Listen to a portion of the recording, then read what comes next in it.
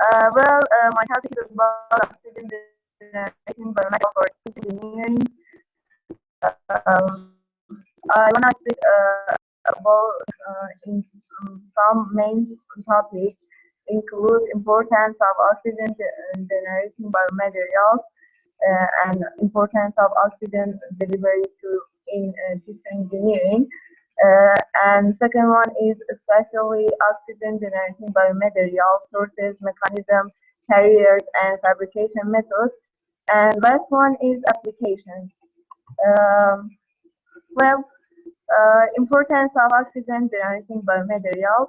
As you know, we are facing an aging population with an increasing number of female and feeling organs, and there are some big challenges in the field of transplantation, like the lack of organ donors, high cost of transplantation, and so on. Fortunately, tissue engineering has opened a new window of opportunity for supplying organ substitutes. Here you can see the first were synthetic charcoal, which use nanocomposite 3D scaffold and patients' own stem cells. This was a remarkable progress in tissue engineering. Some challenges remain unsolved. One of the major problems associated with tissue engineering is sufficiently supplying oxygen and nutrients to the cell. Adequate and homogeneous nutrients, especially oxygen, facilitate cell migration, neovascularization, and tissue ingrowth, and its absence often results in cell death and tissue necrosis. Cells die in hypoxic condition due to inability to aerobically respire. In general, oxygen can be supplied directly by using perfluorocarbon-based system or delivered by biomaterial.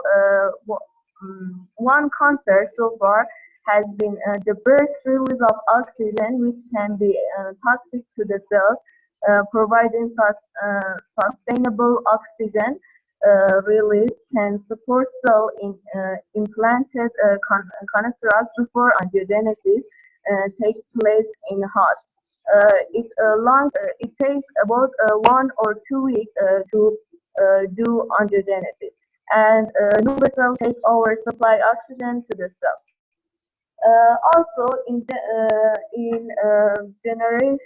generating material can also be useful in treatment of ischemic tissues such as chronic wounds and problems that follow the blockage of feeding vessels, for example, myocardial infarction. Moreover, it can be used for supporting oxygen to the cells having high metabolic activity such as pancreatic cell, muscle cells, hepatocytes, and neurons. And here you can see a picture that is about how I wanted to speak oxygen generating materials that in aqueous environment release hydrogen peroxide. Hydrogen peroxide decomposes to oxygen, and oxygen incorporated to the cells, and finally cell viability is increased. And the second part was about oxygen generating biomaterial. Uh, Therapeutic oxygen can be delivered in gas form or via liquid or solid sources. In gas form, hyperbaric oxygen was applied in the treatment of skin wounds. However, this approach has several complications such as pulmonary damage, and it needs repeated applications for sustained prolonged delivery. The use of solid and liquid oxygen sources was thus explored. Oxygen sources that have been used so far include hydrogen peroxide, uh, sodium percarbonate, calcium peroxide, and magnesium peroxide. Uh, purity and purity and decomposing, decomposing of solid peroxide are also other important factors in the rate of oxygen release from their carrier.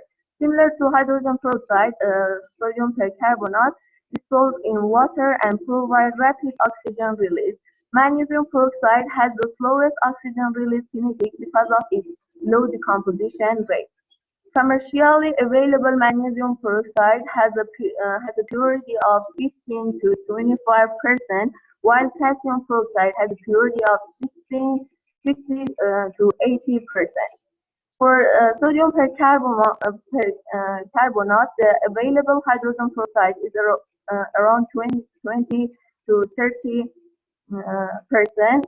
Calcium peroxide is considered as one of the safest peroxides, and it has been preferred in oxygen-generating biomaterials. Here you can see a table that advantages and disadvantages of each material is listed as you see here. And carriers.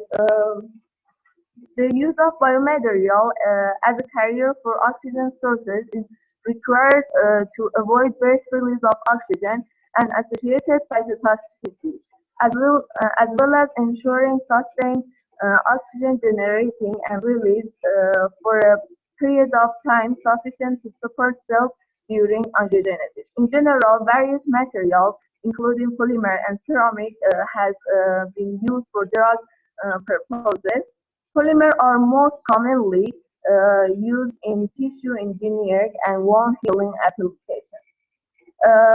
The most common polymers that were used in this topic was PLGA, CCS, polyurethane, and isopropyl lacrylamide, and PVP. But these polymers have the advantage of proven biocompatibility, tunable biodegradability, and oxygen source carrying capability. And new studies are about a combination of these polymers with each other, and it, in the review it mentions that it is better to use a polymer that we can incorporate itself to it.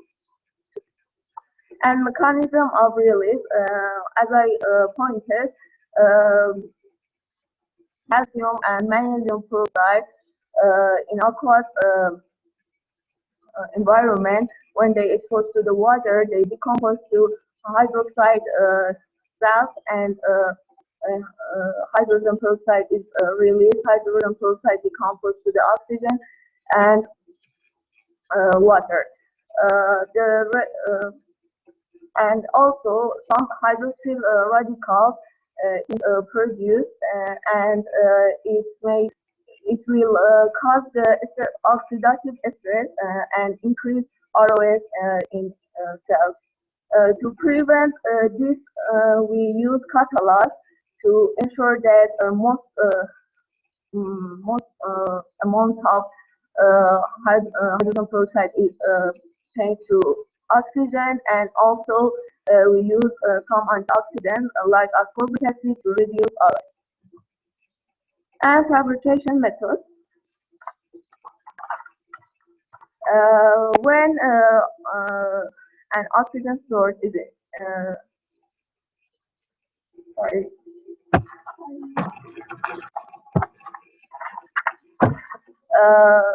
Oxygen generating biomaterial have been developed by the incorporation of oxygen source into different biomaterials with various geometries such as microparticle, fiber, and film, and 3D scaffold. A scaffold architecture can be important factor for adjusting the degradation rate of particle and hence the oxygen release. For instance, while using highly porous oxygen generating material, for example, nanofiber-based scaffolds, the surface area is very high, and this leads more exposure of the material to aqueous environment, resulting faster degradation and hence faster oxygen release. Different fabrication techniques include solvent casting, freeze drying, electrospinning, and spraying emulsion and gelatin methods have been developed. and they are discussed here. And the last one is about application.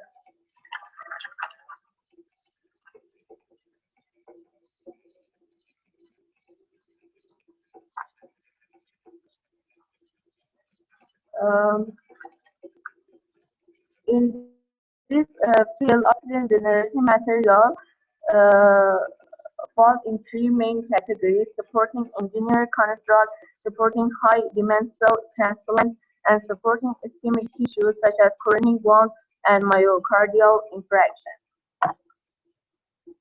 Here you can see a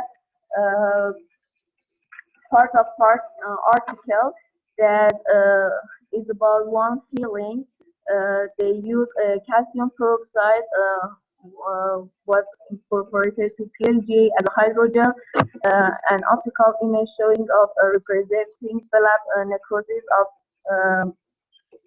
calcium and PLGA and control group at 3 days uh, in a figure in B picture.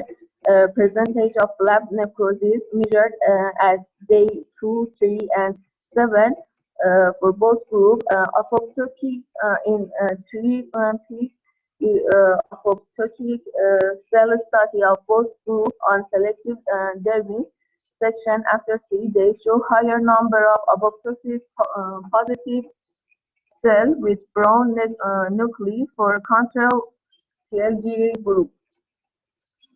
And in D, you can see quantitative data of apoptotic cell shows